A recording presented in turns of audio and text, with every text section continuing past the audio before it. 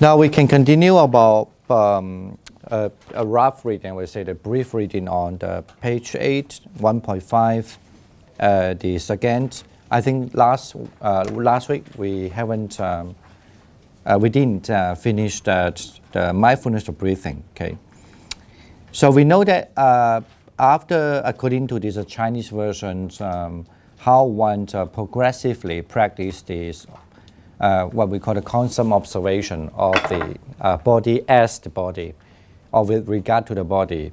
So, I mean, firstly, the suggestion would be then someone has to be really, know why, and the postures. So if they're sitting, has to know he's sitting, standing, has to know he's standing, and so on. And then move to that understanding that anything, any motion for the bodily actions. So like stretching, sitting, like how to say, like even your bending your body and so on, right? And then move on to even, actually this is what we have a little discussion on that looks like more related to the mind perspective. So that is mean that when unwholesome thought comes to you, you have to be counteract with your wholesome thought, right? And then move on to act, even move on to, in other words, when you kind of know your measure, you know how to measure, how to deal with it. You know what's happening, and then you know how to deal with it. And then you need to also have a very strong will. That's how I put it here on I.1.4. That is a strong will that you need to keep your body really upright. So this is more. It looks like this is more about sitting. So like you sit there and then you really focus, you clench your teeth, and then you have to use your mind to to how to say, use your mind to. Let me see, I forgot what I translated already in those days. But anyway, use your mind to to fight with your mind, basically, or your mind to tame your mind. Use your mind to tame the mind. But of course, taming the mind, you can understand, means taming what you think is inappropriate in your mind. And so that you are really have the kind of will and strong power that almost like, as if like you're a strong man. You could just grab somebody who are very weak and then you can fling at that person and then throw them away like that. So I think it really is a very interesting simile, which is, I mean, when you do meditation, sometimes when you find that your mind is not very strong, you got to remember about that, You have to be very strong like then, build up your mind like a strong man. But then I think last week we do have a little discussion after that also, because the discussion about how we understand the word of the or what we call the constant observation of the body as body, right? But this looks like it not really comes not directly related to the mind. No, body, but it's maybe they also have highly involved with the mind, right? Then of course, then we also bring up the subject that the way to understand actually when you say contemplate the body. As the body. So we must understand the body here. It maybe take it as a collective noun, as mean a person, more like a person. So that means the body here, in other words, mean if you are really look at it, mean because there's another object, another topic we have to deal with is that what does mean by internal and external body, right? And then we must understand actually. It looks like the content here, it's that include our six senses, right? So that include our six senses. So and then so if that include our six senses, so the way I understand what is meant by internal body and external body, so it can be not as the commentary understand, because the commentary more understand when you say the internal body means ourself and external body is mean the others persons, but that cannot explain to everything. So if we understand the internal body as the six senses, so sometimes you can understand the internal with respect to taking the mind, the six senses, the consciousness as the almost like the internal one, and then the object of the thing of the six senses actually you put it the object of six senses as the external. For example, I as an internal, the form that we see as external. Okay. So, however, even though how we know seeing, of course, that has to do with your consciousness. That is still there's a kind of like the basically with the subject and object, relationship. And anyway, we may have more discussion about that later. But then that maybe give up to one of the easier way, a good way to explain. Might be more, I would say, more less restricted way, more open way to explain what does an internal, external also. Okay, all right. Now after that, after understanding what does it mean by but of course, I mean, this is what we are talking here. If you really have to read a lot of academic books, there are a lot of different discussion. Okay, a lot of different discussion. We are just reading it first. As I say, we always understand that because this is certainly is very clear. It's a practice. It's about practice. So you might have a different school have different emphasis. Okay, anyway. Okay, so we so far we understand this perspective first. Right, and then we move on to where we stopped last time, that then to practice this, the breath. Then I explained already. So here, even though the mindfulness of the breath, usually we understand in the traditions or in a system that when you practice the mindfulness of breath, they have 16 steps there altogether. But here only mentioned 4 steps. Actually, when you really look at it, it's mentioned, you could count it this way. The in-breath and out-breath, when it's in-breath, out-breath, long, when there's in-breath and out-breath, it knows one in-breath and out-breath. You can count it as one, right? And then when there's in-breath long, in-breath long. And out-breath long, it's out-breath long, right? You can count that as 2. And then you also can count the in-breath short as 1 and out-breath short as 1, so they have counted 3. And then you can count that when the breath in the whole body. Well, it depends. That's why I say it depends how you understand this term. Okay.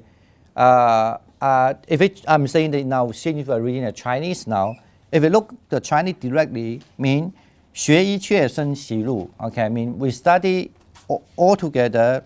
We learn the in breath, in all the body. Okay. Right. Okay, in all the body. Okay, but that definitely is not the Pali. That we're going, after we read this, we're going to read the next one. The Pali doesn't read it that way. But the Chinese, the way of reading it. But this, when I say Chinese, it doesn't mean only Chinese. The language itself, it's not very clear what does it really mean by whether the breath in the whole body or the whole of the breath. Okay, the Pali later on defined it as a whole of the breath. But the Chinese prefer to read it, because there was some commentary even in Chinese as well regarding to practicing the breath. We understand the breath means the breath in the whole body. And not whole of the breath, but it's the breath in the whole body. But then it goes into jhanas, but the jhanic experience, the whole body, it's not just the breath. It's the whole body experience as the absorption. That hasn't, that I don't. Because the next is they talk about the jhanas. Yeah, but I don't think that will be, I mean, to me makes sense. Both make sense, but to me, the body makes more sense. I would say so. So anyway, let me cover 5 already, right? Now there's another interesting difference here that you not only found in this text, but you also found in the one is a Chinese text, mean observation of mindfulness on the body. Okay, 就是念身出经哈。So and then it's the same thing that it's interesting is when calming the breath is when when they learn to calming the in breath, calming the breath activities in the body. Okay, and then calming the how to say the out breath or calming the out breath activities in the mouth. That's what the difference here. So then you have 6 and 7. It's almost like they have a 7, right? In other words, in breath and out breath. You know the long breath. You know the short breath. Okay, and then you know the breath, the whole breath, or the breath in the whole body, depends how you understand it. Okay, and then you have the calming the breath, but the calming the breath have one of the calming the breath is calming the breath. Let me see. Yeah, calming the breath activities, and then calming the breath or activities in the mouth. I don't know. So there's Where are you? Sorry, where 6. are you? Are you 1.6? From 1.5.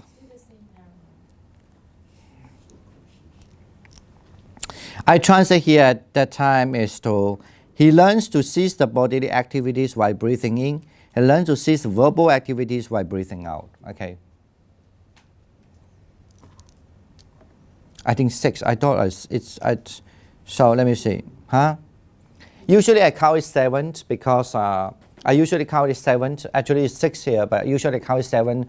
Well, I mean, this is my way of counting. Why I put it 7? Because usually you have to learn in breath, and then you have to learn out breath. So I take that as 2. Okay.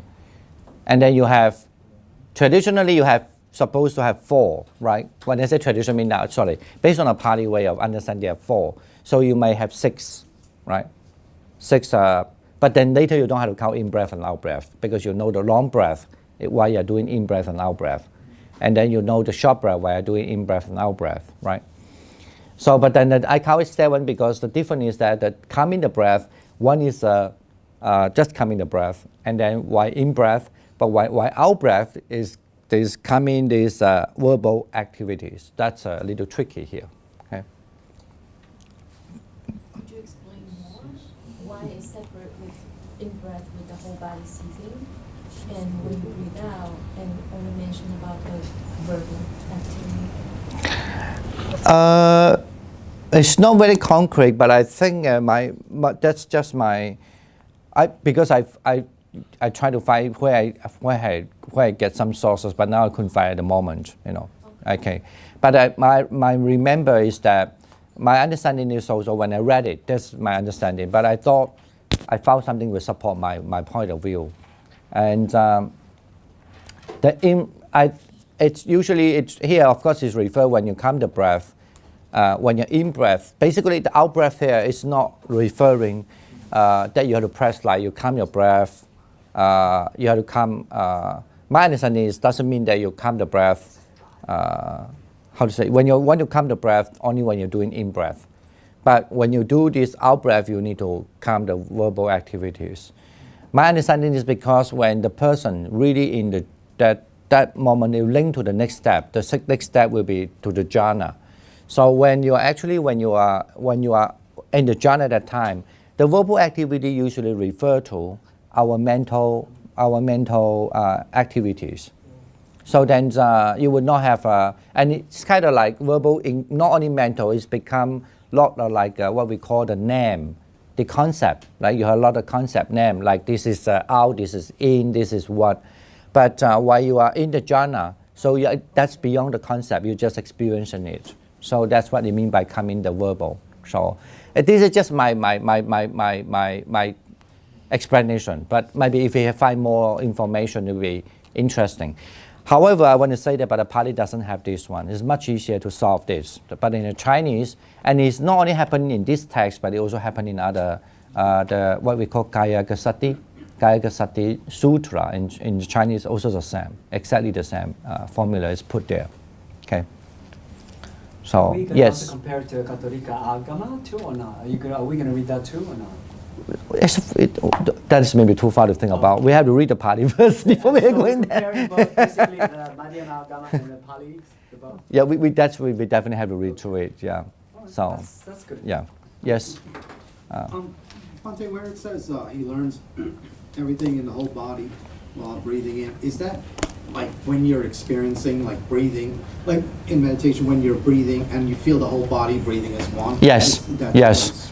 Yeah. So this seems like, as this particular section seems like it's from beginning your meditation practice as you going deeper into jhana? Is that what? Yeah, of course, of course. That's why I say the step one is that you know your posture. You know you're sitting, you know you're standing, or indirectly you could say that actually in all kind of posture, you still know you're practicing.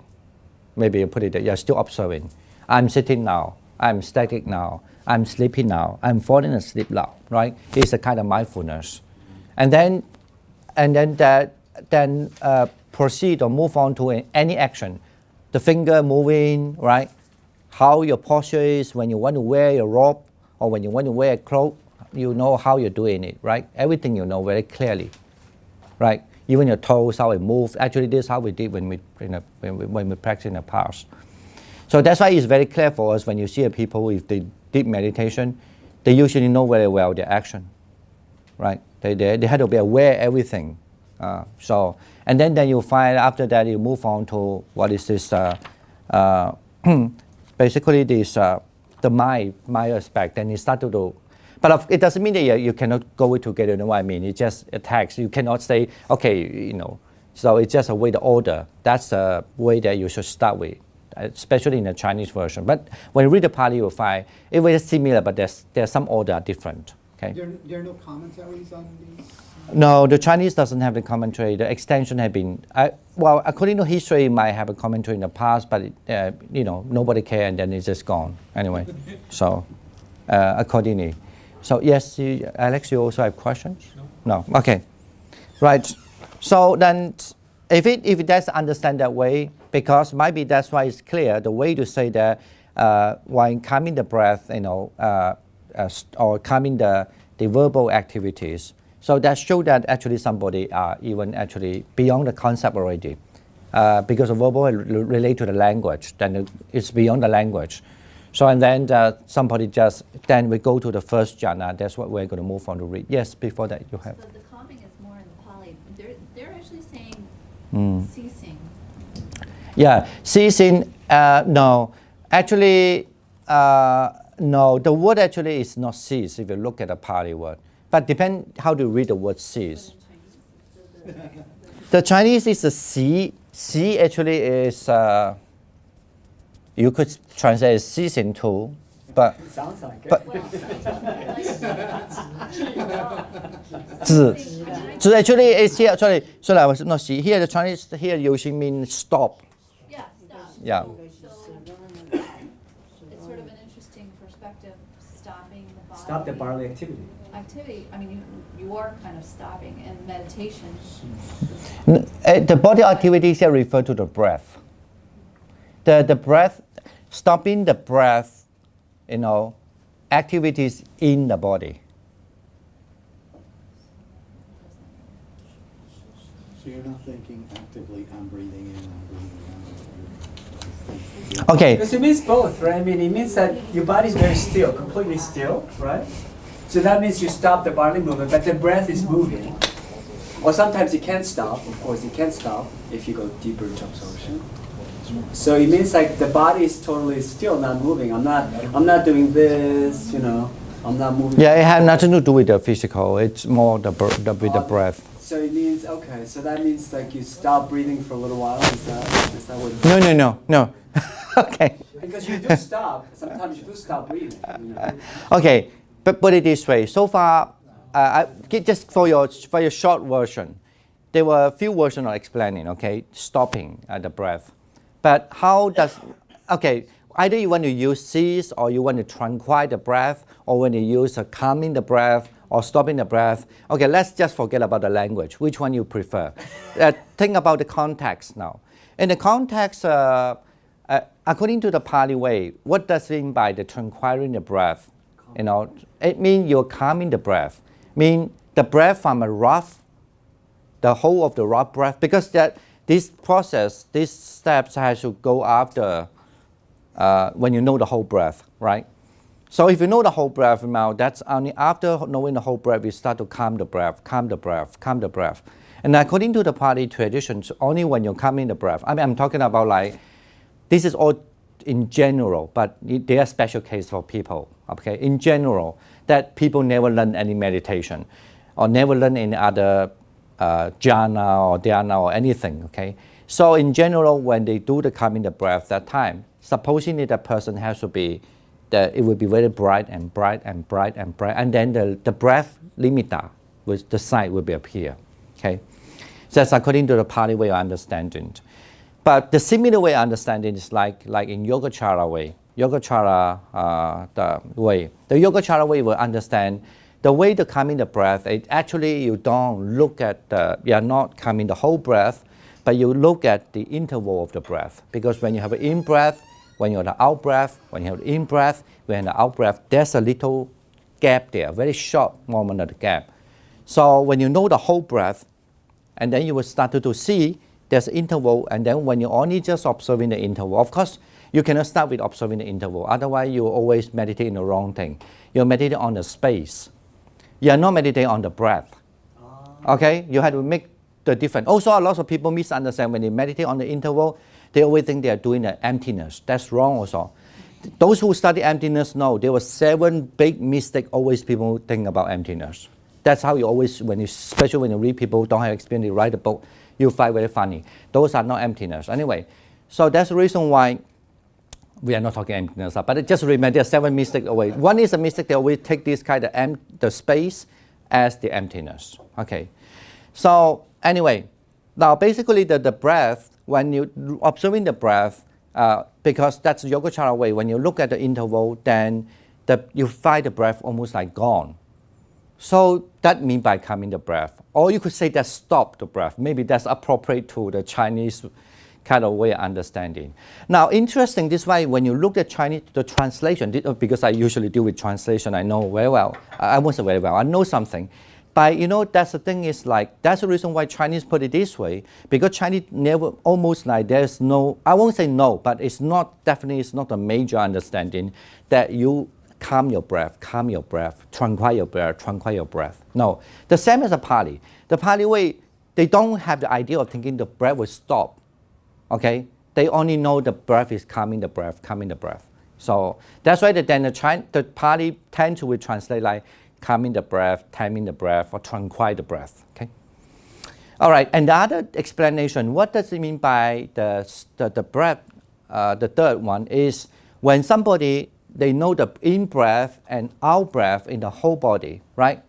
So the body, and then when they're in the whole body, that even so good that you see the pulse, you feel the pulse even breathing. That means by the whole body. But when you do this, when in the whole body, and after some time, that the breath it's very similar to Pali a little bit, but the breath will completely tranquil. Because then you feel the whole breath is almost like at one in the whole body. So like it's still, kind of like, or it's almost like you don't feel the breath anymore. Just know that you know you're breathing, but you don't see the breath. You know what I'm saying? That's mean by they stop the breath. So there were 3 ways of practices. Actually, that it's interesting. Either way of practices, the sign of the breath will appear. Okay. So it's just what the content is different. Okay, you could see. Yeah. All right. Right. So I counted 7 steps here, but in the Pali maybe usually put 6 steps. The 7th step here because I guess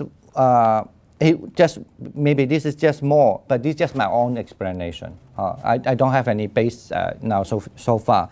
Saying that what you mean by I think 10 Thai. Might be in the 10 Thai, they did explain why they say the mouth. I had to check that. Now suddenly it clicked to my mind. It might be in 10 Thai. I knew that there was some great old master in the past in China. They did explain why the mouth. But suddenly I cannot find it. But anyway, if I get it back, I will let you know. Okay. So basically, and then basically you say, my understanding is mean the breath. When you can calm the whole breath, or depending on what you understand. So, and then by the last breath, basically is out breath, the last breath, out breath, that you are in a jhana. Okay. So, yeah, then this is how we start to look about the jhana now. And it's interesting that jhana how all description is related to the body. Okay.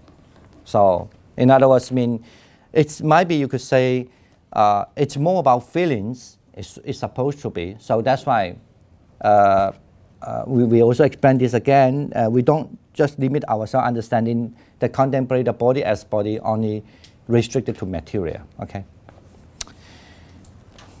It just maybe regard the body as a person. Okay. That have the function of the sense object and then the sense, the subject and object. Okay. Okay. Let's read the 1.6 now. Okay. Shall we read it together? Okay. 1.6. Okay. That means page 8, the last paragraph. Okay. Again. A monk contemplates the body with regards to the body.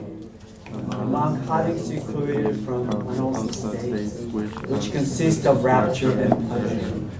He pervades and moistens his body, all pervasive to entire body, without leaving any part of the body not pervaded by the rapture and pleasure born out of seclusion. Just as skilled bathman fills a container with bath powder and mixes water into a lump, in pervading and moistening, all pervasive to everywhere, so too a monk makes the rapture and pleasure born out of seclusion which pervade the whole body, all pervasive in his body, without leaving any part of his body not pervaded by rapture and pleasure born out of seclusion. Thus a monk contemplates the internal body with regards to the body, contemplates the external body with regards to the body, and establishes mindfulness on the body, possessing, knowing, seeing, understanding, and penetration. This is what is meant by a monk contemplates the body as the body. Okay. I do have a question for you first, because here I'm thinking about the English. Is that there's something wrong with the English? The second line, a monk having secluded from. I put a bracket, not a bracket, this what you call square bracket, just to show it wasn't in Chinese. So a monk having secluded from unwholesome state, which consists of rapture and pleasure. Is it? What does it explain with the sentence? It seems to contradict. Okay, it's contradict. In other words, so actually the meaning would be more like a monk having secluded from unwholesome state. Afterward, only when it's secluded from unwholesome state, the rapture and pleasure arises. So that's what that's my meaning. But this is contradict the language, so it's a wrong translation, I think, right? Yeah. A monk having secluded from unwholesome state. Anyway, you let us know what is the best to translate this sentence later. Now we know the meaning. Actually, here just want to say that a monk having secluded from, but that is a tradition already. Never explained excluded from what from the sutra. But yes, in other sutra maybe sometimes mentioned that is because the monk when they meditate they don't have 5 hindrances, right? And then the raptures and pleasure will arise. So we have two separate ideas. So you have to separate those two ideas as you did it just now. Yeah. Like the unwholesome is one, and then afterwards, so it's two separate ideas. Yeah. That arises. Okay. So anyway, in Chinese, of course, also some people, when they don't understand that, they also might can misinterpret. The word 离生喜乐, okay? 离 is one word. 离开, away from what, okay? Away from the 5 hindrances, generally. But it can be something else, but that relate to 5 hindrances or what, Okay. And or some people, in the easier way to say, even when you practice the vipassana, there's a vipassana, vipassana, so the insight meditation, that you could say also away from 5 hindrances, but then you still have a kind of raptures and happiness arises. Li is one word, okay. Sen, xi le is another word, okay. This is anyway, a monk having secluded from unwholesome state. This is actually, at least there's no any dispute with the word secluded from what? From unwholesome state. But sometimes, to be more specified, is mean from the 5 hindrances. Okay. So having secluded from an unwholesome state, raptures and pleasure arises.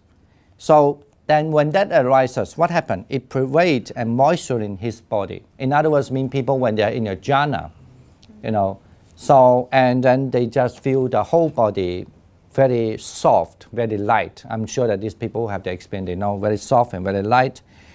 So, but now, they have more description about this. So the all pervasive to entire body, it basically means that it's not only live and it, so the whole body, especially people who never experienced that, if the first time in the jhana, they find the whole body like so light, like, how to say? Basically, that's what I mean all pervasive, you know. All places just feel the joy, basically. And then there's no, this is a literal translation. Basically, mean it all you know cover all over the whole body. Okay. So I say, maybe I should change it. All cover all over the whole body. All over the body. If it's for easy reading, but if for literal translation, mean not so all, but none of the places left. Just say pervasive to the entire body, the whole body. Did I? Yeah, all pervasive to entire body, to the entire body. Oh yeah. So without leaving any part of his body not pervaded by the rapture and pleasure born out of seclusion, because that's I translate you know literally. All right. Just as a skilled bathman, you know, when they in a container with a bath. Powder and mix the water into the lamp. So you know, I think in the old day, I would like to see how whether they still exist this kind of way. I don't know. They use a sort of thing, and then they would just while they are soaking the water, they make it numb, and then they used to apply to the body. I think like that, and then they of course they feel very joyful with that. So the only thing we can imagine like nowadays you have very sponge, like a sponge. It's not like a soap. Sometimes a soap is very hard, but like a sponge, right, full of the foam, and then you just apply it in the body. You feel everywhere you apply, you feel the joy like that. Okay, and especially in a very hot weather. So, but you shock yourself into the cold water might be too much. But this is how we think. In those days, we were born in the place that we always bathed in the cold water. But now, after when I live in England. And also then I came to America, it's very hard for me to bathe in the cold water now. Even in the summer season, you need to open a little of the heater, right? The warm water. I just want to say, don't accuse me as boy, but it's more like just want to tell you that. The facilities are there. No, I just want to say that basically is sometimes the simile might make sense to you, but sometimes it might not make sense to you because you have to understand is back to your experience, right? So okay, right. I like cold showers. So yeah, if you not like cold shower, you might know better here. Yeah. So anyway, so basically, let me. So without leaving any part of his body not pervaded by rapture and pleasure. So that's basically just want to say. Does the monk contemplate the internal body with regard to the body, contemplate external body with regard to the body? But this is an interesting passage here. Well, I just want to bring up one question. Sometimes I maybe speak too much of this because you rather don't want to get confused, but I like to confuse you because confusion makes you think, okay? I don't want you just to listen. So, and, if you look at the Chinese version of this way, of course, it's very clear that the Chinese version or the Nianchu Jing, the jhana is very important. And even the jhana is regarded as a kind of contemporary body as the body. But the only difference is that when you meditate at that stage, when you have the jhana, you have to know the body become so perfectly nice, right? That is also is a kind of contemplate the body as the body, which that's definitely not mentioned in Pali at all. Okay. And that's a reason, might be one reason why this is just give you a warning or a hint or something like that. So to say that's a reason, might be one reason why in the Pali they might can argue that no, without the jhana is fine, right? Because according to the text that it didn't say very clearly that that's the time you enter jhana. Of course, the commentary say so. But I mean, at least not in the Buddhist text, not in the sutra, not in the sutta. But here the sutra said it. So that is mean actually you are also contemplate the body as the body, from the method of because you have the breath, right, meditation for the 7th step. You know, from the 7th step of breath meditation, you have your jhana. Okay. All right, so let's move on to the second jhana, what kind of feeling you will feel. But please don't think that when you go to shower and then you have a first jhana and then, no, when you go to the bathroom, you say, oh, now today I need to attend the first jhana, so have a big tub bath is water. better. Taking a bath is better than the shower. actually. No, the big bath. think the bath is better. Actually, the second one is like shower. You know, the second one is like, so, oh, I want to enter the second jhana, I have a shower. But many people have insights in the shower, apparently. You recommend it. Not shower, actually, second jhana is not like shower. I think that the second jhana, the third jhana, I'm sure is like more like the sauna, okay? We're moving on. Yes, Little okay. question, because I'm a little confused with the Chinese version of the jhana. They're talking about 16 touch, right? Or 16处. 16圣行。 No, that's another thing. That's another thing. Saliuchu is, that's another thing, yeah. It's not the jhana, it's not first jhana at all. Or it's just before. No, it's just about the sensation. There are some sensation will come along to you. But when you have overcome this sensation, then you are in the jhana. Okay. If I'm not mistaken.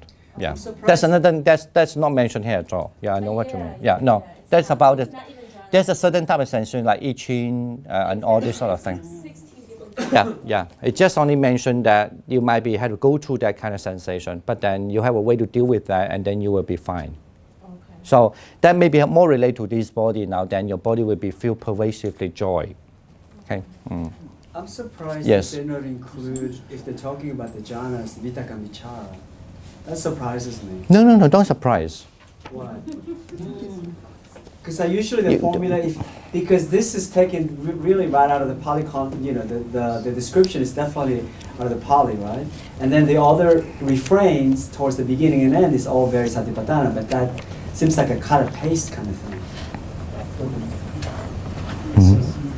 I thought that was interesting. Now, maybe I give you this idea. It's much easier. People have a different way of thinking what a sutra is. But if you look at the early sutra, you can see the structure is different from the other, you could say the later sutra. But of course, some people don't agree with that, what is later and earlier. But this is just become a modern word now. This is how we address the issue. Okay, I don't mean that you have to believe everything, but that's how you address the issue. How we think is later and earlier. Even the structure itself, like when people who learn literature, just look the language. They know this is not this century language. This is right. Yeah. So I mean, of course, then scholarly actually also even including the monk, those who study languages, because they definitely know read it. Okay, that's one thing. The second, I want to say this. Okay, presume that this is all the earlier structure. Okay, the early structures, how the sutra passed down. I always ask people to remember there were many, and the way to pass down is from you have to know the intention first. So that they need to keep the teachings, right? And then the teaching had to be kept in the memory. It's not like nowadays you have computer. Even in old day, when you're very poor, you only have a piece of paper. What you will do? Just think about this. I don't know whether you have to go through this period. I know that, of course, I didn't come up in a family. I have a piece of paper. But I should surely understand some people, they really are very poor. They may have just a piece of paper to write their notes. So it's like that. Now, if we all here, that's why I say you have to understand the sutra in this way context. It's maybe easier for you. So when you listen to a class, right? Maybe the Buddha say about this text in the Buddha did say this text in near the Old Delhi in those days. And then because he was only addressing how you practice your maybe this is not one day talk. Maybe yes, maybe not. But for sure, this has been taught in that place with those people, and now they are practicing under the Buddha. So, and there were many monks there, many, and they later did mention, and there are many who are there. And then now there's a council now. You all sit here and had to record what he said during the 10 days or maybe 20 days, I don't know, during 1 month, right? That what he was teaching, and then of course all these monks, they in general. So some people say, oh, I like this some others say I like that. I get breakthrough of this. Then we have some, like Ananda was the one who actually had to make the judgment that, no, do remember the purpose. The purpose is we have to know the main information and keep it there, and also presume at that time everybody know how to practice. Okay, right? And then you want to keep that memory, and then when it's written down on that piece of paper, actually that doesn't mean a memory, then you need to keep it. So when you write a note, you don't write detail. Do you? Just think about when you listen to the class like last week or even today maybe. After when I write a note, I don't think you write every word I said. Right? And then let's say that you write and everybody write and they now have to compare the version together. They need to combine it into one. Okay, that's it. Actually, this makes me to think, even though we compare these texts, right? I know, so forgot about, there's too long history to talk. So, okay. So, that's fine. It looks like, at least it's clear, because this is not only happening in this, it's like a formula already. Like, whenever the Buddha talk about body, there's a main point is over here.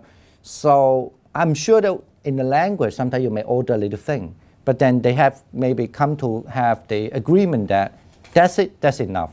Because when you want to put something more, maybe the other not agree. It happened, right? I didn't feel that, so why you want? But do all of you feel this? Okay, no question. So keep it there. I guess that happened too, right? You know what I'm saying? Yeah. Yes. So it's basically the format.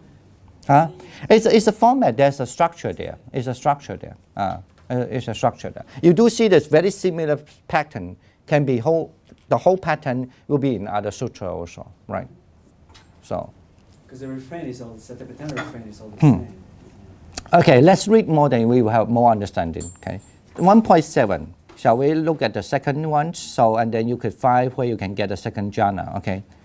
Again, among contemplates the body with regards to the body, among having concentrated with rapture and pleasure, he pervades and moistens his body, all pervasive to the entire body, without leaving any part of his body not pervaded by the concentration with rapture and pleasure. Just as a spring in a mountain, clean and not muddy, is full and overflows, and there is no chance for water from the four directions to enter the spring. But from the bottom of the spring water wells up spontaneously and spills over, drenches, moistens, pervades and fills the mountain with no part not pervaded. So too a monk, having concentrated with rapture and pleasure, he pervades and moistens his body, all pervasive in the entire body, without leaving any part of his body not pervaded by concentration with rapture and pleasure. Thus a monk contemplates the internal body with regards to the body, contemplates the external body with regards to the body, and establishes mindfulness on the body, possessing, knowing, seeing, understanding, penetration. This is what is meant by monk contemplates the body with regards to the body. Okay, so and then the second one is similarly, in the second jhana, but that's how we understand as a second jhana. Okay, and then you can question me then how you know there's a second jhana. Actually, they did mention in some other texts that relate to the second jhana, especially explained by some monks. But anyway, so. In general, just understand this is a second. Of course, you can even still don't say this is not a second jhana. That's another research if you want to do that, okay, for the research purpose. But so in the second jhana, so we know that samadhi has arises, that has been established, and then the joy will be there, and the happiness will be there.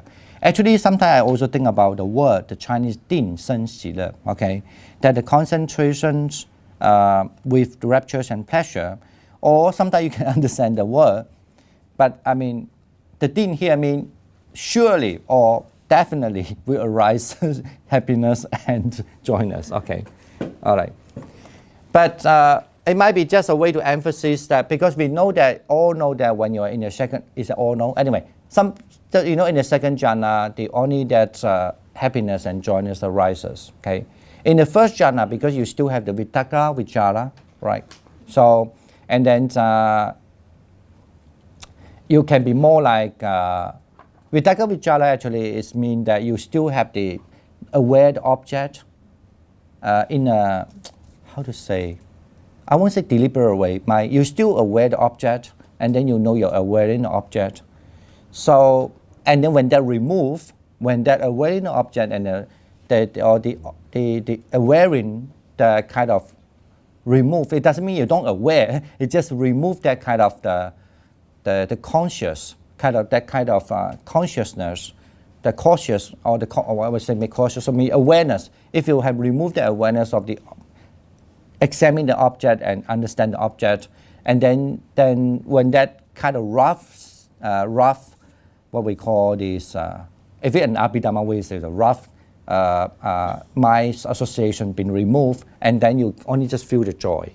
Becomes more subtle. So the joy becomes more subtle, actually. Or you could say become more, yeah, in English maybe, in Pali when it's become more subtle, but it means actually you only just feel the joy, okay? So that's why the word din, I'm not sure actually, so I translate it so far because I want to retain the word means samadhi is there. So I say concentrated with the bond, with the rapture and pleasure, the bond of the rapture and pleasure, okay? But it can be also din here, could be, because that's a Chinese language thing. It can be means surely, or for certainly, it must be,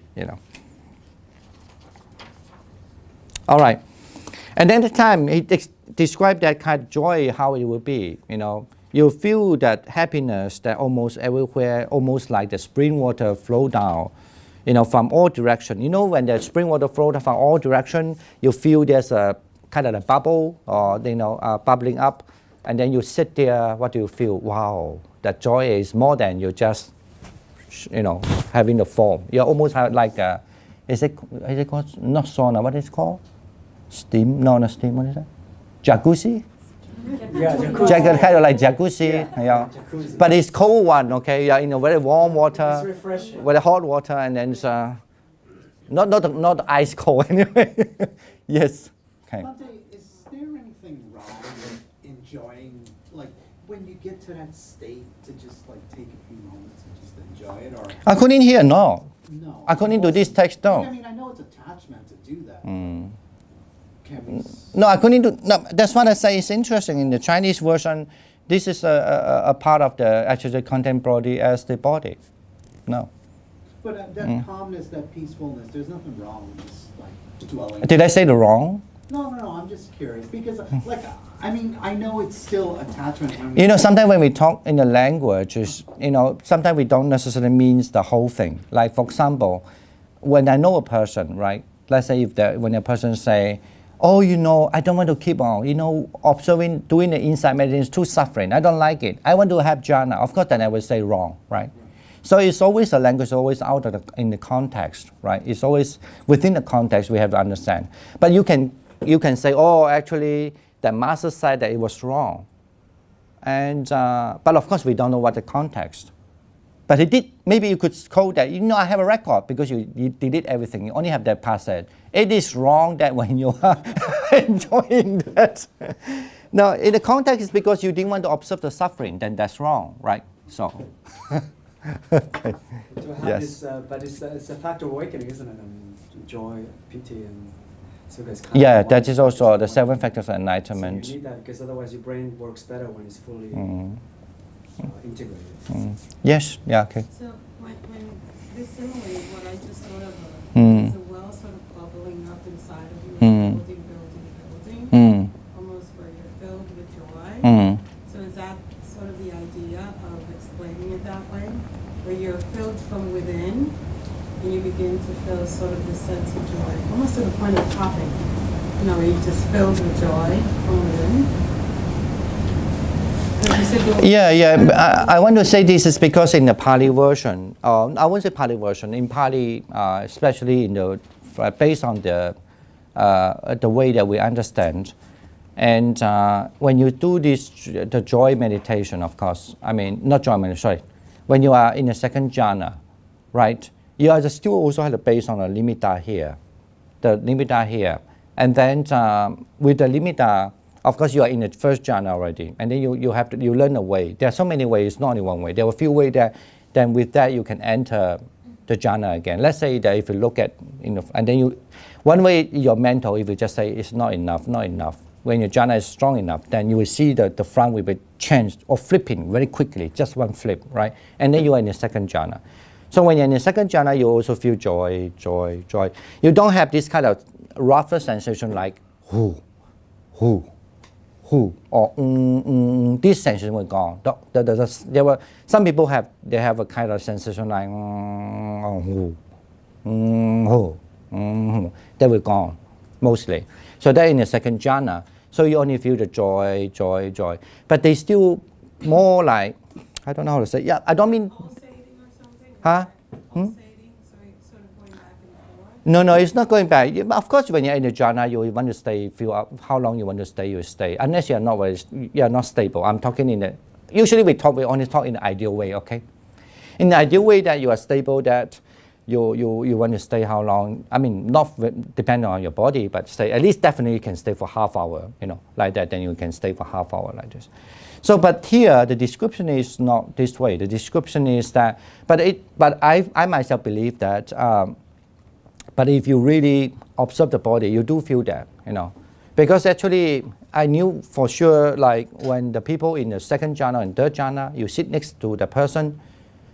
Sometime I knew they were experienced there already. Like when you sit on a chair, sometimes the chair connected together. You were sitting there, and the next person or even other person, how to say? I'm not talking about the inside meditation. That's a different thing. But the person when they're in the jhana, actually, they're somehow the body like there was kind of like they hear the bubbling, bubble comes up like that. But the person don't feel it. The meditator don't feel it. They don't know, and he feel that he doesn't move it at all. And if you look at it, he doesn't move at all. But it's strangely, those chairs, like in airports, especially, they hang it something. Those kind of chairs, they connect all chairs together with the one. So, and the people feel like somebody. Yeah, they feel the vibration there. So it's very subtle vibration. I'm sure in the body it might be. Otherwise, you can explain how the other people could feel the vibration there. Because the chair was almost like. So that is like in a second jhana. So that you will have that. So that's why it looks like description looks very interesting. Okay, but here just only mentioning this is how you feel. Okay. Okay.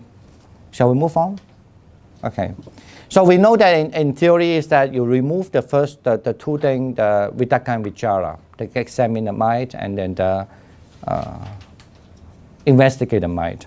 Sometimes we translate. So or sometimes we translate applied thought or sustained thought. Okay. We remove that and then you are in the second jhana. So in the third jhana, so how do you look at? How do you fulfill in that contemporary body as the body?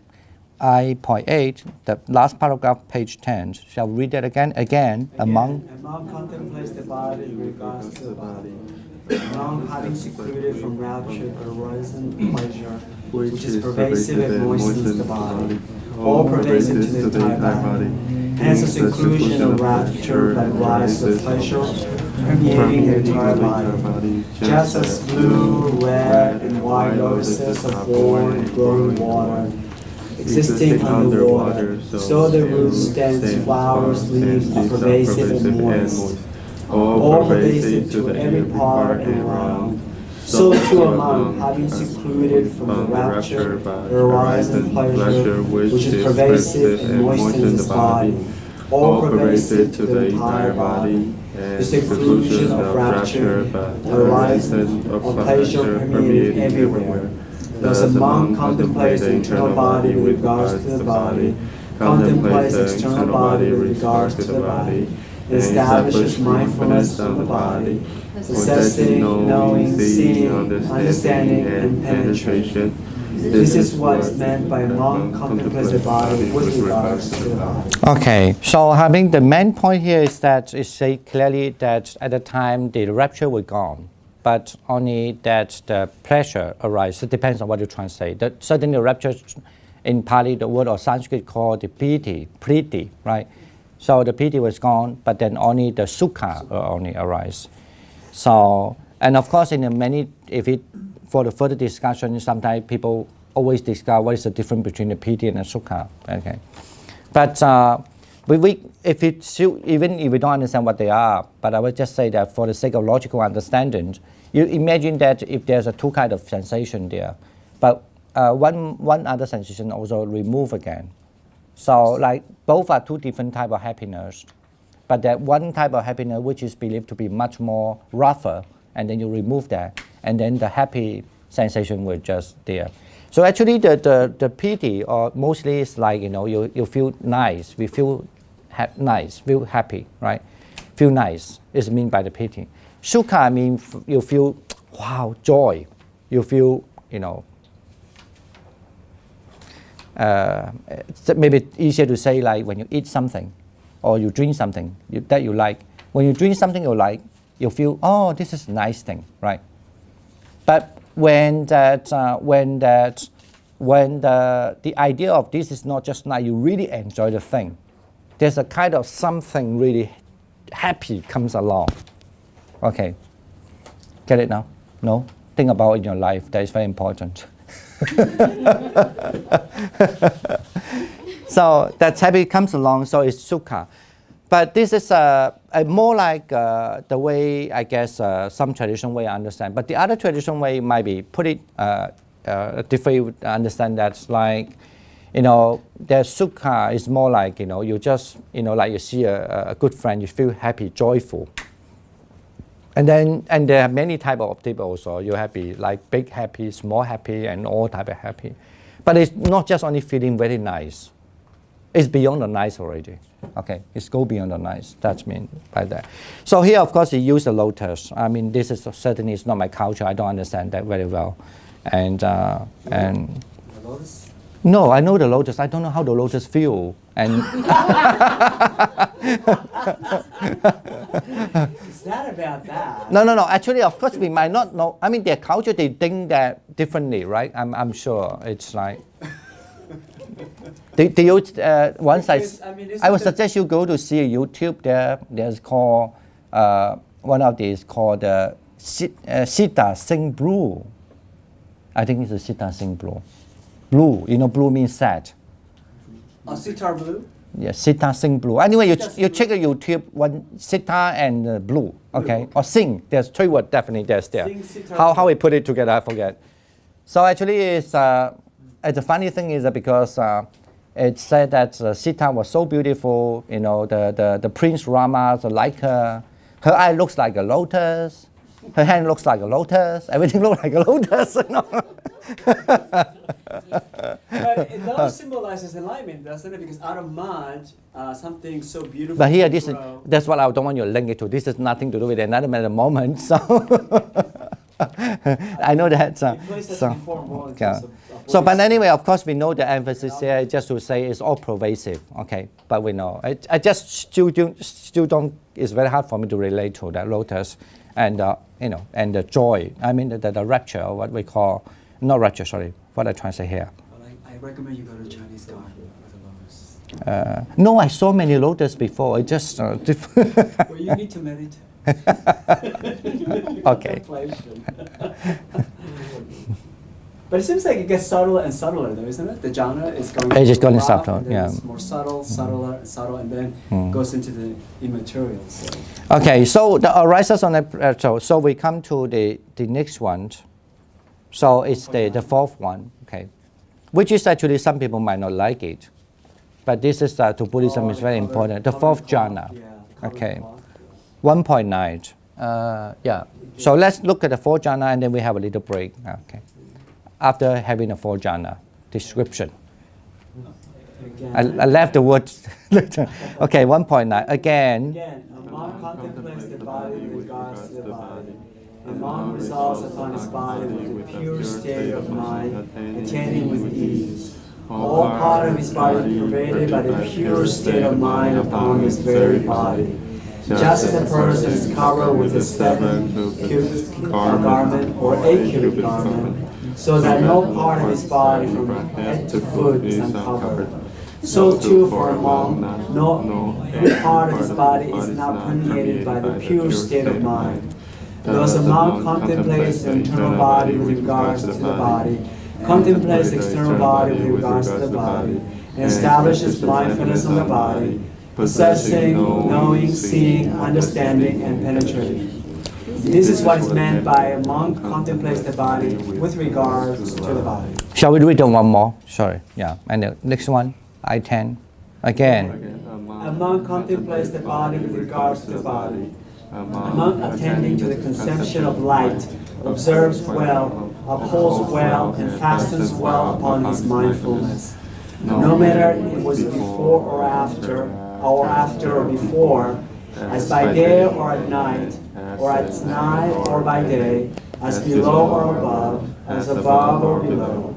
Thus being not perverted, the mind is free from entanglement. It develops bright mind, but avoiding his mind covered by darkness. Thus a monk contemplates the internal body with regards to the body, contemplates the external body with regards to the body, and establishes mindfulness on the body, possessing, knowing, and understanding, and penetrating. This is what is meant by a monk contemplates the body with regards to the body. Okay, the next one, the fourth jhana actually, so then the Buddha suggested or addresses what is meant by the contemplate the body as the body. So the person actually at that time, he only have the pure mind. Actually, you know, according to the tradition, so when you say here, it means that you even have to remove the joyous, okay? Then you will stay only in a just only focused mind. That's what we call the ekagata. Okay, ekagrata in Sanskrit. So it means that your mind is just only focused. So at that time, so it's a much more subtle way of actually subduing the defilements. Okay, that certainly that among defilements is the highest. I mean, the direct one would be the 5 hindrances. So the indirect one would be, you know, if you learn Abhidhamma, those are the so-called like anusaya only. Not anusaya, anusaya. No, not anusaya. Kilesa, kilesa. Okay, that means the secondary defilements, like jealousy, these 3 types of anger, and hurtful mind, and then so also like what we call stinginess, you know, don't want to share the thing, and all these kind of mind, you know, all the 10 type of it basically. But then the other might not be able to arise. That definitely would not arise. That's why if the people in a jhana, this kind of mind definitely would not able to arise at all. Okay. So that is one reason why he said that very clearly that like, of course, I mean, it sounds like, well, just like anyway, your whole body will cover. You just feel very clear, basically. Maybe easier to say this, so you just feel very clear. So, and then, the feeling is because this is related to the body now. It's not just a joy, but you're just feeling like you almost know very clear that your whole body was covered. That's it. So very clear, okay. I thought this is here mentioned, it, yeah. Okay.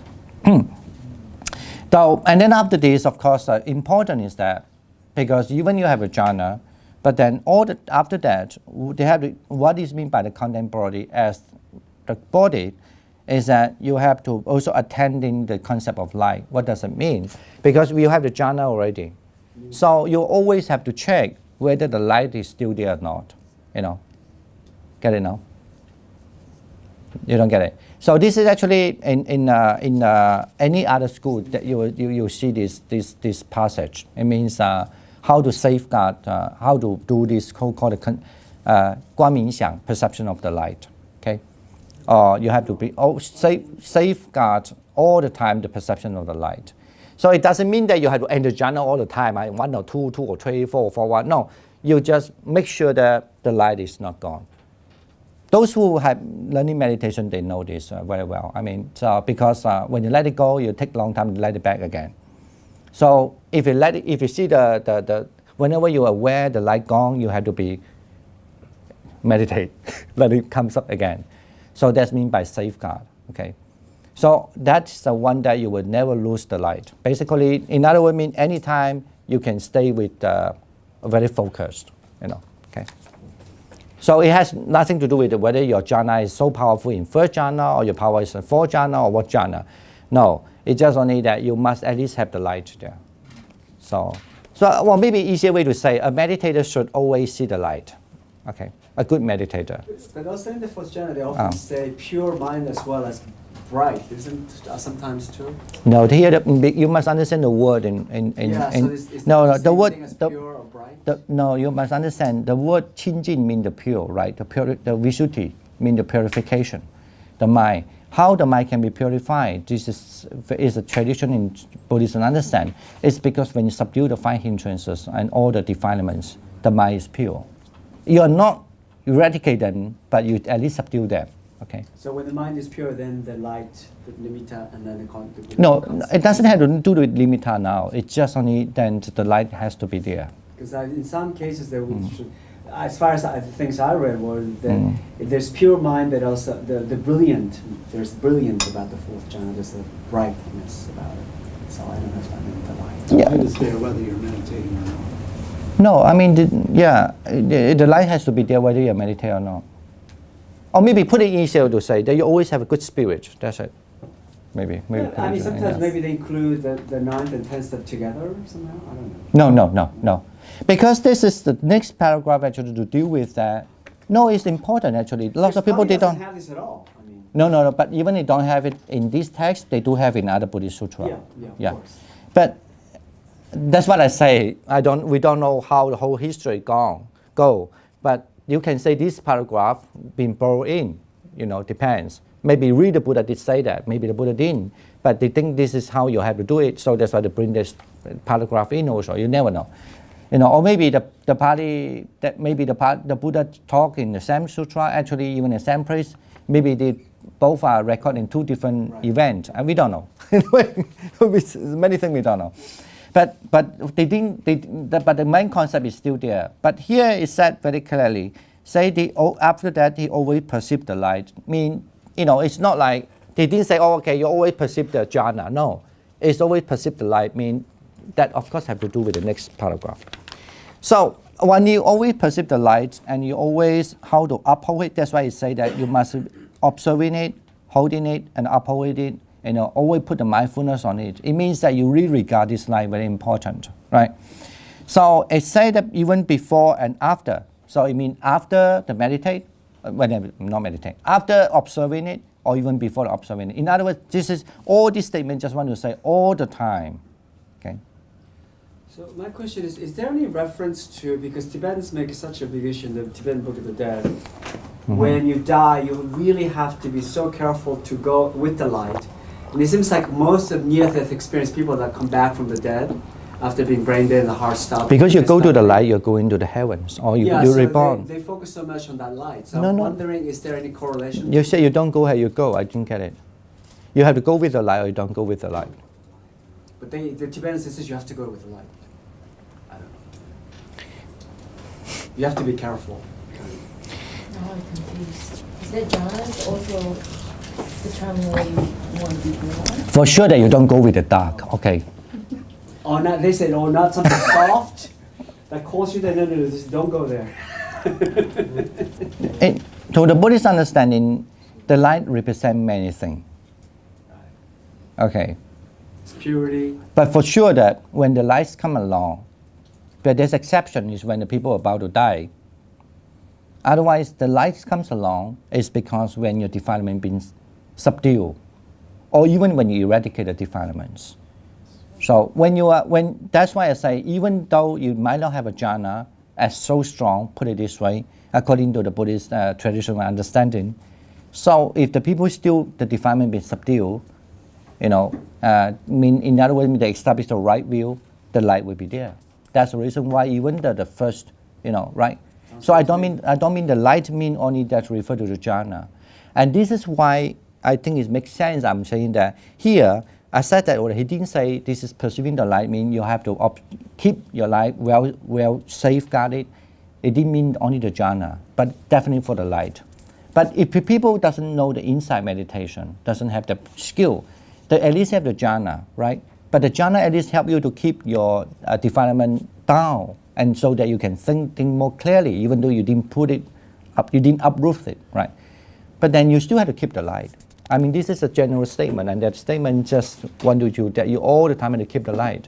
Whether you are practice insight meditation where you practice the concentration meditation. But here it's very clear. If you look at this context, it's in a general statement, but refer to more like you. Anyway, you just keep the light because you have to do something furthermore to do. If you don't know how to keep this way, you cannot meditate. You might be stopped there. You only just like, oh, I have a first jhana, second jhana, third jhana, and that's it, right? Because it is very purifying, whether you jhanas or not. Perception, purification. No. I think that's also a wrong statement. It's not because the percept the light is purified. It's because when you have to focus, the light will arise. And then when you have to focus, that time in your 5 hindrances is definitely. Yeah, you're down, basically. Yeah. That's what I mean. So that's what I mean. Okay. Yeah. It's almost like look at the 5 hindrances as the resistance of the, I don't know what is resistance. Anyway, you know the current, something that may not make the currents arise. So, and then you are able to change the 5 hindrances. So the light will come up. It sounds very, okay. Very also very. All right, we have a little break. Let you just think about the light. You can open more light and. Oh, hallelujah.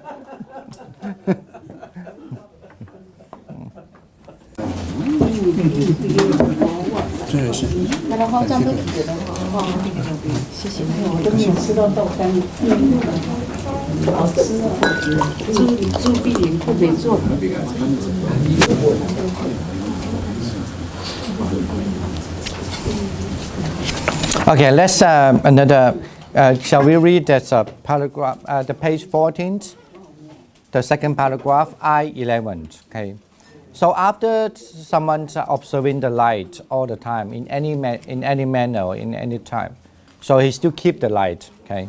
So what that person has to do, and this passage is these two passages is very popular in most of my understanding of Mahayana text, you know, and then also in Yogacara, of course. But in Pali, you might be finding some other places, but not in the same sutra. So not in the Satipatthana Sutta. Okay. All right, let's read it. I.11. Okay. Again, a monk contemplates the body with the body, to the body, the body. A monk observes well the object of reviewing and fastens well, thus paying attention. Just as a person sees, observes person lying down, or lies down, observes person sitting, so a monk observes well the reviewing sign and fastens well, thus paying attention.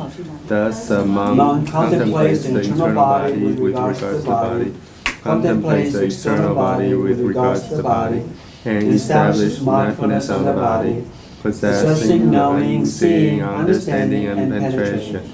This is what is meant by monk contemplates the body with regards to the body. Okay, I'll give you a little test. What does it mean? Yeah, what does this mean? Why does this come after the light? Anyone? Oh, you know, I think it's. Oh, so just yes. This is insight part of it after you actually watching the mind from like a third person perspective. Is that this is? No. I think that it's the issue of, are we talking about internal, external? No. Maybe it's addressing to. I wouldn't say no, but yeah. Maybe it's addressing to what we were discussing, this internal, external differences, what the external is here a little bit. That's my guess.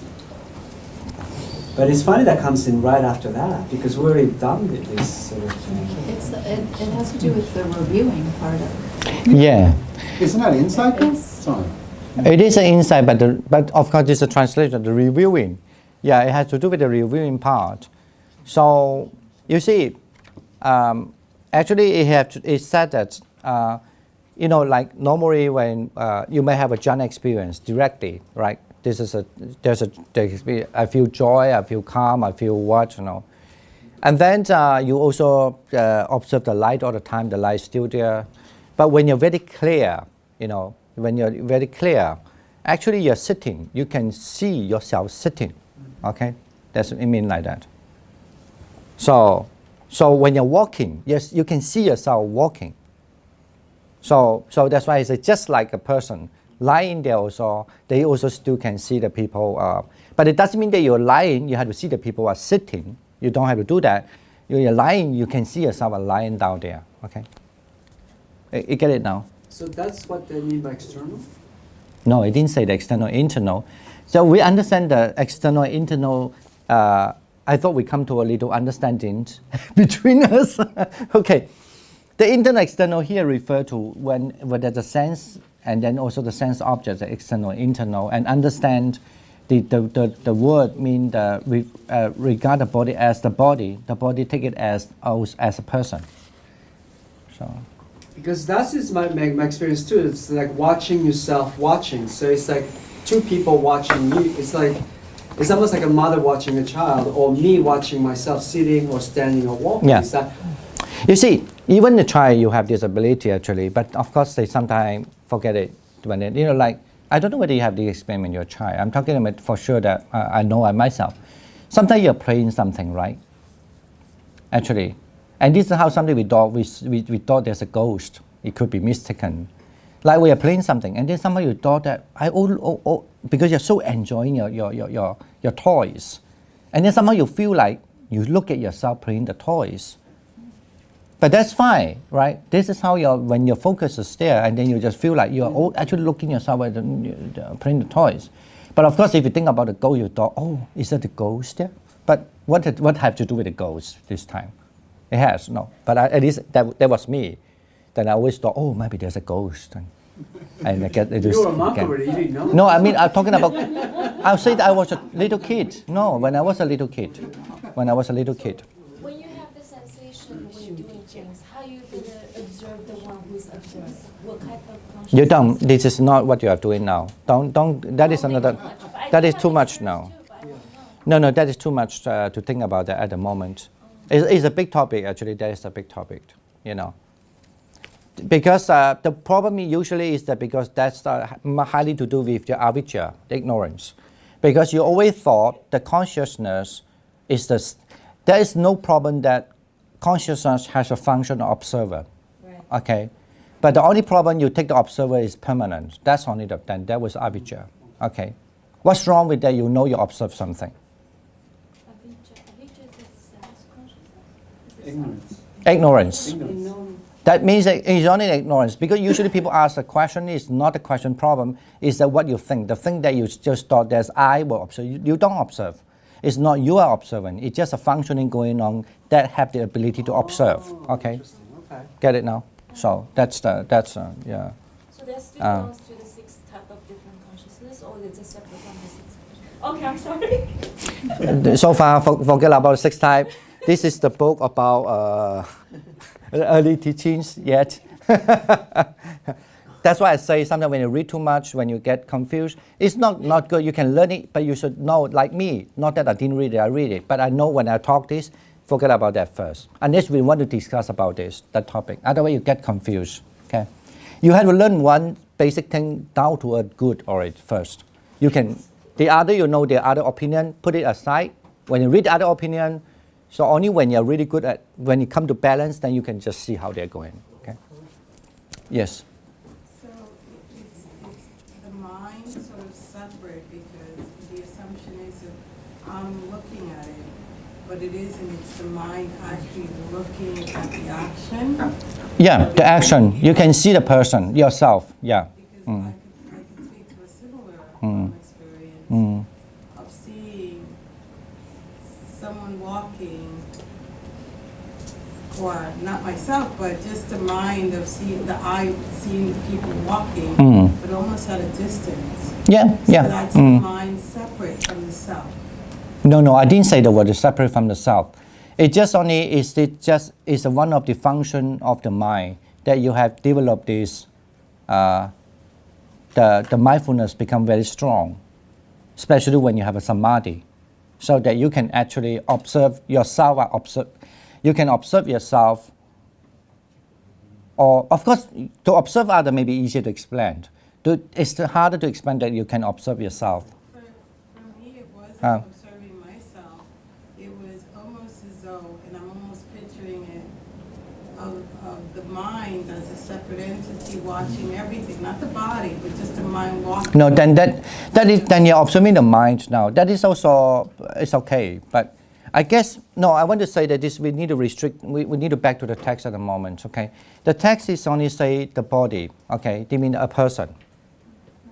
So when it talks about reviewing, that's the word I'm confused about, because the reviewing is going over, that's what that means to me. Yeah. You're going over and it's as fast and you hold on to it, and you're reviewing what you've done. No. You know? It can be, I'm not sure, but my understanding is that maybe it's easier because it has to link to the next one. You see, when a meditator, usually if you're sitting and meditate, next time you try, anyone, if you want to, you sit there, and then after some time you think that I'm sitting, you know your posture, just like a first step, we said that, all right? And then you have to imagine that, kind of like imagine that, how do I sit? Then you have to imagine you're almost like standing behind, okay? Standing behind that you look at your sitting. Then somehow you don't know why, you just know how you sit. But when your samadhi is very clear, and then you see that you're sitting there, but you're almost like, but you're on behind, but you're here, right? But I mean, actually, I also... But that's a description, and you're probably putting it closer to what I'm trying to say. Yeah, that's what I know that what you say. Outside of yourself, Yeah. watching the self. Yeah, but I have to be careful with the language.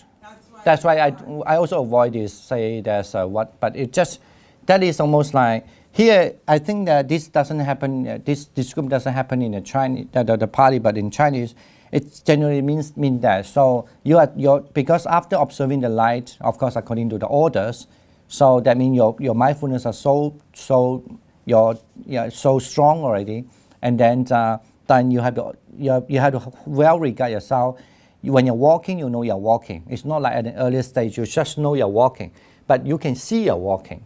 Okay, I don't mean see means you really have to must have a limiter or any form appear, but you just know that you're walking. It's as if like there's two persons there. Okay, that's mean that when you're lying, you know that. Actually, in your life, you do have experience. I'm sure. Just maybe 1 second, 2 seconds, even in your life. Sometimes when you're lying down, sleeping, especially when you're very comfortable. Not that like a pig, you know what I mean? So feel so nice. You feel like you're watching yourself feel so nice, you know what I'm saying? Get it now? That something like that. But at this stage, you can stay long time like that. But it's almost like giving the advice that just one method that actually you could do of observing this way. Okay, so this is mean by observing the body as the body. Okay. So it's a witness that you can awaken actually with any of these four satipatthana's, right? In terms of awakening. So that's kind of path to understanding that this is not permanent, this is not self. And we will talk this permanent. But I'm saying that it's related to the path of awakening, because Buddha is saying any of this you could either do through the body, the feeling of the mind, or through the observing the Dhammas, that any of these you could actually awaken through. Yeah. But actually the body is the most important. Yeah, because 65% of the satipatthana is about the body. No, not only because of this, because actually when that's in itself. No. This is not just only static study. It's also because even if you just aware the body, right? Because actually you look at it in our life, the mostly what we attach that give us mostly problem is the body. Okay. And then, so if you well understand the body, here it said that very clearly, the well understand the body have to be understood as well understand the person. So of course that,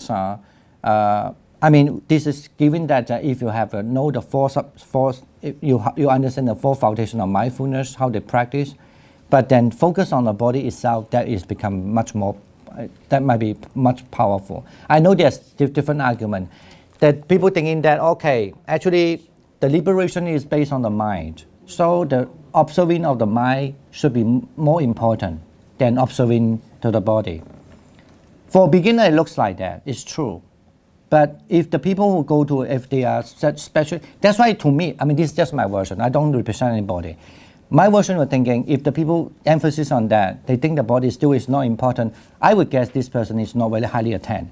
Because if a person highly attend, or even according to Bodhidharma, my understanding, so when even he become a Sotapanna, the stream mentor, the Sakadami and Anagami, what he do with all his attached body, illness, afraid, all this afraid, right? And then still have a lust come along, and all this is body. right? Totally agree. And huh? No, it is because observing body. I mean, I'm saying that not the beginner anymore. Beginner, it looks like mind is a bit important, but when you're no more beginner anymore, you're back to because when a person say that imagine that a person after follow the 4 foundations of mindfulness and he finish it and he has a good marriage and he attend the stream enter, right? So he will find actually not the mind is the most trigger part, it's the body. According to, talking about an arahantship way of thinking. So it's always, so that's why, because it's how you look at the body person, that it makes your mind changing all the time. Because they have the ability to take over the mind, not that big deal, So this is my way of understanding. So that's why you also find why the text, there's several texts about contemplating a body, elaborate a lot in the Buddhist text, and he also said after they've been break through that with that, and then they attend arahantship. Do Yeah. Do you use this? Huh? Do you use this in your personal? I think I have to, even though I don't. Mahayana version of the, I mean, you apply this as well as the Satipatthana from Pali. Because Satipatthana, after reading this, I will maybe give you something I'll let you know. Actually, is Satipatthana, this is just a kind of like, that's why in earlier class we say, what does it mean by one way? One way, I understand it more the integral way, right? But you do find that in the collective discourse. So they have a lot of what you mean by, he say, when you practice this, you're fulfilling the Satipatthana. So Satipatthana means that we're fulfilling these 4. They contemplate the body, the mind, the Dharma, and then the feelings. That's it.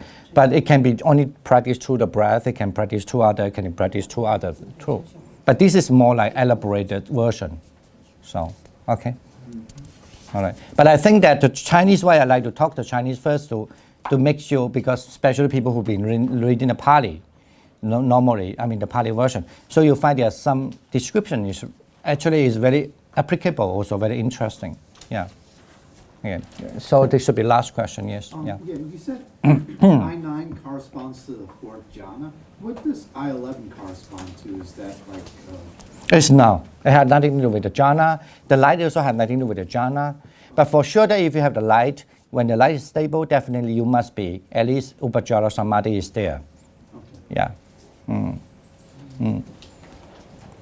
The access concentration should be there. Okay. Okay, all right, so we should wrap up today's class, and then next week we have a class, but I would just, next week we don't have, do we? Yeah. Yeah, next week we have class after that, because in September, no, December I may not be here, but we might be online class 1, so you will have a lot of free time on December to practice your Satipatthana, okay? But we will have online class once. But anyway, just let you know. So next week will be, and also I would suggest if you have questions, you write to me because I know what your direction you want to go to. Okay, write to. You want us to write to you? No, no, write to me. Write to the Dharma discussion group, and so. Okay, we do the transfer marriage. Yeah, so support that, please. Yeah. Akasatta Chubumata Devanaga Mahidika Punyantang Anumoditva Chirang Rakhantu Sasanang Chirang Rakhantu Desanang Chirang Rakhantu Mang Parang. Sadhu, sadhu, sadhu. Thank you, Bhante. Okay, sure.